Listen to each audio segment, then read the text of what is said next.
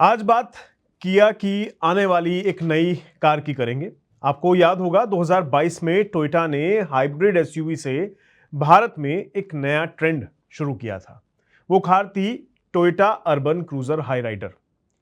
उसी रास्ते पर मारुति चली, फिर होंडा ने भी हाइब्रिड टेक्नोलॉजी पर भरोसा जताया और अब किया ने भी साफ साफ संकेत दे दिए हैं कि भारत का अगला बड़ा ऑटो बैटल सिर्फ ईवी का नहीं बल्कि हाइब्रिड एसयूवी का भी होने वाला है। कंपनी ने अपनी पहली हाइब्रिड एसयूवी किया सोरेंटो को टीज कर दिया है।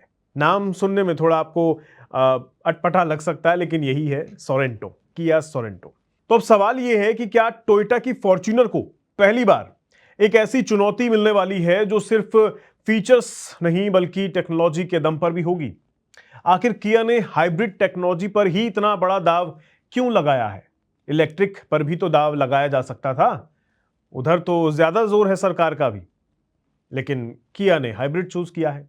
चलिए समझते हैं आखिर इस एसयूवी में खास क्या है, टेक्नोलॉजी कैसी है, कीमत क्या हो सकती है और फॉर्च्यूनर के अलावा किस किस पर परेशानी बढ़ सकती है इस एसयूवी के बाजार में आ जाने से। देखिए, अगर पिछले कुछ सालों पर अगर आप नजर डालें तो किया ने भारत में एंट्री लेते ही सेल्टोस, सोनेट और केरेंस जो है किया केरेंस जैसी एसयूवी से जबरदस्त सफलता हासिल की। लेकिन एक चीज कंपनी के पोर्टफोलियो में हमेशा गायब रही, एक प्रीमियम फ्लैगशिप एसयूवी की। अब सोरेंटो के जरिए किया पहली बार 35 से 45 लाख रुपए के बजट में एक प्रीमियम एसयूवी सेगमेंट में उतरने जा रही है। यानी अब मुकाबला क्रिएटा या सेल्टोस से नहीं बल्कि फॉर्च्यूनर, स्कोडा कॉडियक, जीप मेरिडियन और वॉक्सवैगन टायरॉन जैसी गाड़ियों से होगा। लेकिन असली सवाल यह है कि हाइब्रिड ही क्यों, ईवी क्यों नहीं? दरअसल भारत में इलेक्ट्रिक कारों की बिक्री लगातार बढ़ रही है, लेकिन उसकी रफ्तार उतनी तेज नहीं है जितनी कंपनियां कुछ साल पहले उम्मीद कर रही थी। कारण वही है, चार्जिंग इंफ्रास्ट्रक्चर अभी भी सीमित है। लंबी दूरी की यात्रा करने वाले ग्राहकों में रेंज की एंजाइटी बनी रहती है कि अगर अटक गए कहीं तो लटक जाएंगे, क्या करेंगे। दूसरी तरफ पेट्रोल और डीजल लगातार महंगे होते जा रहे हैं। वहीं हाइब्रिड टेक्नोलॉजी बीच का रास्ता बनकर सामने आती है। क्यों? क्योंकि हाइब्रिड कार में पेट्रोल इंजन भी काम कर जाता है और इलेक्ट्रिक मोटर भी। शहर में कम स्पीड पर कार कई बार सिर्फ इलेक्ट्रिक मोटर से ही चलाई जा सकती है।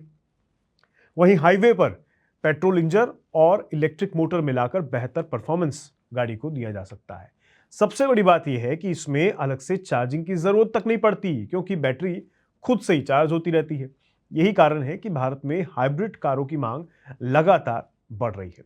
चलिए अब बात करते हैं किया की आने वाली इस नई एसयूवी सोरेंटो की। बात इसकी करनी जरूरी है क्योंकि बात इसी के इर्द गिर्द होने वाली है आने वाले टाइम में। ग्लोबल मार्केट में सोरेंटो हाइब्रिड में 1.6 लीटर टर्बो पेट्रोल इंजन दिया जाता है जो इलेक्ट्रिक मोटर के साथ मिलकर लगभग 230 हॉर्स पावर का पावर जनरेट करता है। अब आप समझ गए होंगे कि यह गाड़ी बाजार में पहले से उपलब्ध है, भारत में नहीं है लेकिन ग्लोबल मार्केट में अवेलेबल है। इसके साथ 6 स्पीड ऑटोमेटिक ट्रांसमिशन भी मिलता है और कुछ वेरिएंट में AWD यानी ऑल व्हील ड्राइव भी उपलब्ध है। अगर यही सेटअप भारत आ जाता है तो ये किया की अब तक की सबसे एडवांस एसयूवी होगी। इसकी शुरुआत साल 2002 में हुई थी और अब तक ये 4 जनरेशन तक आ चुकी है गाड़ी। काफी नए नए मॉडल्स इसमें आ चुके हैं। कंपनी के मुताबिक अब तक सोरेंटो की 48 लाख से ज्यादा यूनिट्स दुनिया के 132 देशों में बिक चुकी हैं। साल 2024 और 2025 में भी ये किया के 3 सबसे ज्यादा बिकने वाले मॉडल्स में शामिल रही है। अब डिजाइन की बात कर लेते हैं। सोरेंटो का डिजाइन किया की नई डिजाइन लैंग्वेज पर आधारित है।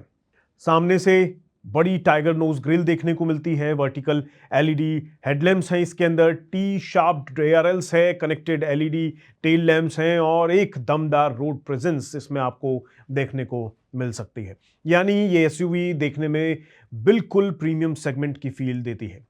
अंदर बैठेंगे तो ड्यूअल 12.3 इंच स्क्रीन होगी, डिजिटल इंस्ट्रूमेंट क्लस्टर, बड़ा infotainment display, panoramic sunroof, ventilated seats, premium sound system, 360 degree camera और लेवल 2 ADAS जैसे फीचर्स मिलने की इसमें भी उम्मीद की जा रही है। यानी फीचर्स के मामले में भी किया एक बार फिर अपनी पहचान बनाए रखना चाहती है। लेकिन सबसे बड़ा सवाल, क्या सोरेंटो फॉर्च्यूनर को टक्कर दे पाएगी? देखिए, फॉर्च्यूनर की सबसे बड़ी ताकत क्या है? उसकी सबसे बड़ी ताकत सिर्फ उसका इंजन नहीं है, उसकी ताकत है टोयोटा का ब्रांड ट्रस्ट, बेहतरीन रिलायबिलिटी, हाई रीसेल वैल्यू और मजबूत सर्विस नेटवर्क। इन्हीं वजहों से फॉर्च्यूनर आज भी इस सेगमेंट की सबसे ज्यादा बिकने वाली एसयूवी है। लेकिन फॉर्च्यूनर की एक सबसे बड़ी कमजोरी भी रही है, वो आज भी हाइब्रिड टेक्नोलॉजी ऑफर नहीं करती है। इंटीरियर भी कई लोगों को पुराने जमाने का लगता है और फीचर्स के मामले में भी कई नई एसयूवीज उससे आगे निकल चुकी हैं। यही चीज किया के लिए एक मौका बन सकती है। अगर सोरेंटो बेहतर माइलेज, ज्यादा फीचर्स और प्रीमियम इंटीरियर के साथ आ जाती है तो कई ग्राहक फॉर्च्यूनर की जगह इसे चुन सकते हैं। लेकिन किया के सामने भी चुनौतियां कम नहीं है। दरअसल इस प्राइस सेगमेंट में ग्राहक सिर्फ फीचर्स नहीं देखता है, वो ब्रांड की इमेज भी देखता है, लॉन्ग टर्म रिलायबिलिटी भी देखता है, मेंटेनेंस की कॉस्ट देखता है और सबसे जरूरी रीसेल वैल्यू भी तो देखी जाएगी। टोयोटा ने ये भरोसा पिछले कई दशकों में बनाया है और किया को वही भरोसा कमाने में अभी समय लगेगा। अब एक बड़ा सवाल, क्या हाइब्रिड भारत का भविष्य बनने वाला है? देखिए, कई एक्सपर्ट्स की अगर मैं बात कहूं, उनकी माने तो अगले 5 से 10 साल तक हाइब्रिड भारत के लिए सबसे प्रैक्टिकल टेक्नोलॉजी बन सकती है। क्यों? क्योंकि भारत जैसे देश में ईवी चार्जिंग नेटवर्क बनने में अभी समय लगेगा, एकदम से चमत्कार नहीं होने वाला है। और जब ये बन जाएगा तब भी ये दोनों चीजें साथ में चल सकती हैं। इसलिए ये बड़ा मेजर फैक्टर है हाइब्रिड टेक्नोलॉजी के साथ। दूसरी तरफ सरकार का लक्ष्य भी है कि फ्यूल इंपोर्ट कम किया जाए, तो उसमें भी ये मददगार ही साबित होगा। ऐसे में हाइब्रिड कारें पेट्रोल की खपत कम करती हैं, बेहतर माइलेज देती हैं और बिना चार्जिंग की परेशानी के ईवी जैसा अनुभव देने की भी कोशिश करती हैं। यही वजह है कि टोयोटा, होंडा, मारुति और किया सभी हाइब्रिड पर निवेश बढ़ा रही हैं।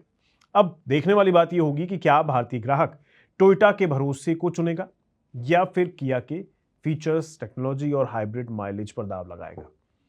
आप अपनी राय नीचे जरूर कमेंट बॉक्स में दीजिएगा कि आप किसे पसंद करेंगे, आप किस पर ज्यादा भरोसा जताएंगे। मुझे आपके कमेंट का इंतजार रहेगा। मैं मिलूंगा आपसे अगली वीडियो में, तब तक के लिए नमस्कार।